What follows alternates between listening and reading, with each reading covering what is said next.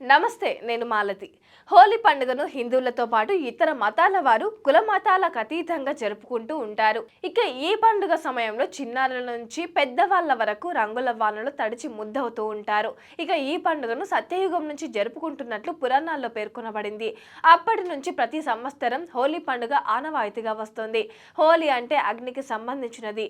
దీన్నే హోలికా పూర్ణిమ అని అంటారు. ఈ సమయంలో కాముని దహనం, డోలికోత్సవం వేడుకలను జరుపుకుంటూ ఉంటారు. ఇక తెలుగు నెలల్లో చివరిది ఫాల్గుణ మాసం. హోలీ పర్వదినం ప్రతి సంవత్సరం పాల్గొన పౌర్ణమి రోజున జరుపుకుంటారు. ఇక చతుర్దశి నాడు కాముని దహనం జరిపి మరుసటి రోజు ఫాల్గుణ పౌర్ణమి రోజు హోలీ పండుగను జరుపుకుంటూ ఉంటారు.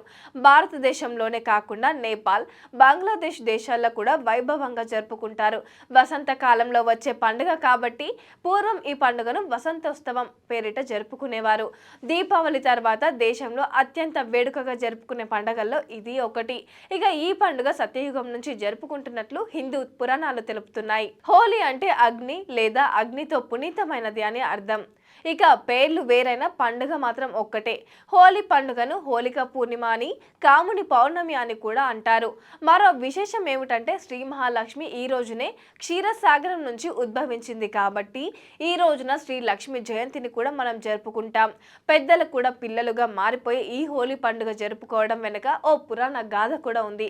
ఇక మనం ఆ పురాణాల ప్రకారం చూస్తే హోలిక అనే రాక్షసి మంటల్లో మాడి మసైపోయిన సందర్భంగా హోలీ జరుపుకుంటారు.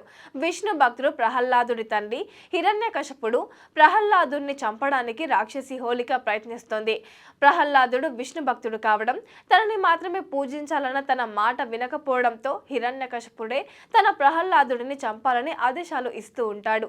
ఇక ఈ క్రమంలో ప్రహ్లాదుడిని హోలిక మంటల్లో వేస్తుంది. అయితే ప్రహ్లాదుడిని విష్ణు రక్షిస్తాడు.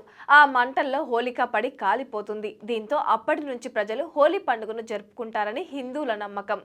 హోలీ పండుగ జరుపుకోవడం వెనుక హోలికా దహనం కథ మాత్రమే కాదు, మరో కథ కూడా ప్రాచుర్యంలో ఉంది. ఇక శివుడు తపస్సులో ఉంటాడు. ఆ దేవదేవుడికి ఆటంకాలు కలిగించడానికి పూల బాణాలు వేస్తాడు కామదేవుడు.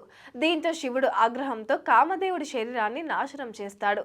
మూడో కంటిని తెరిచి అతడి శరీరాన్ని కూడా బూడిద చేస్తాడు. అయితే తన భార్య కామదేవుడిని బతికించాలని రతీదేవి ప్రార్థన చేస్తుంది. కరుణామయుడైన శివుడు చివరకు కామదేవుడికి ఊపిరి ఊదుతాడు. హోలీ ముందు రోజు కాముడి దహన వేడుకలు జరుపుకుంటామంటారు.